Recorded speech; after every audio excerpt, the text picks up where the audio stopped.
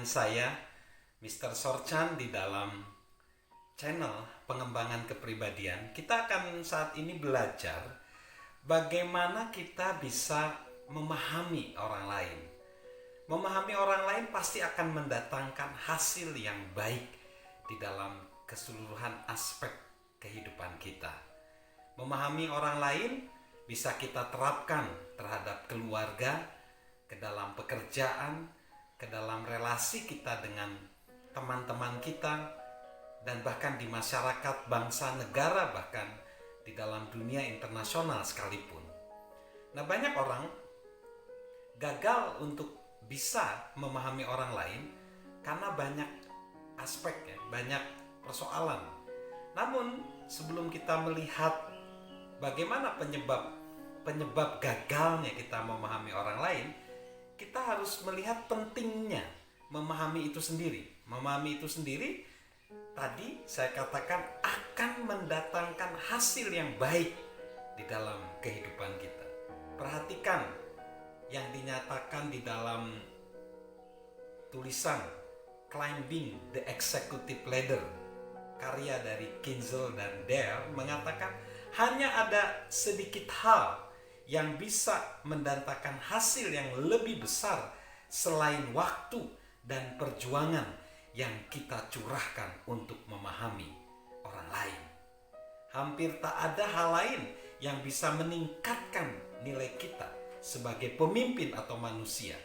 Tidak ada yang akan bisa memberi kita kepuasan yang lebih besar dan membawa lebih banyak kebahagiaan bagi kita, yaitu saat kita memahami orang lain. Bahkan memahami orang lain bisa saja dilakukan dalam hal kecil, seperti seorang ibu yang berinteraksi dengan anak playgroup.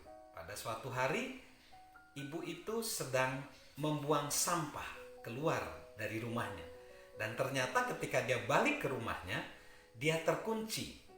Dan anaknya yang berusia 4 tahun, dia tahu kalau dia berteriak-teriak akan terjadi perdebatan sengit, bisa berlangsung berjam-jam. Akhirnya dia mengekspresikan diri seperti ekspresi kesedihan.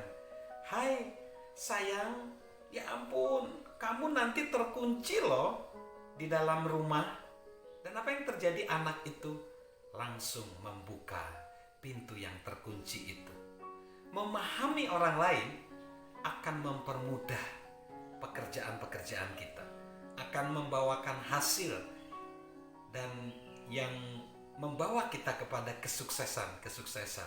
Dan itu adalah aset yang terbaik di dalam kehidupan kita, yaitu memahami orang lain. Perhatikan yang dikatakan oleh seorang bernama David Byrne, dokter medis dan profesor psikiatri di University of Pennsylvania. Dia berkata, kesalahan terbesar Anda saat mencoba berbicara dengan meyakinkan adalah mengutamakan ide dan perasaan Anda. Hampir semua orang ingin didengar, dihormati, dan dimengerti.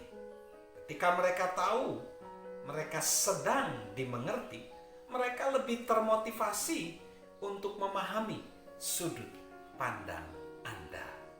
Jadi, kita dapat belajar memahami orang lain, ya.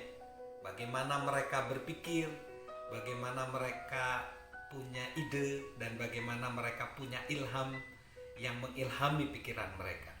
Kita akan belajar di segmen berikutnya mengapa kita seringkali gagal memahami orang lain.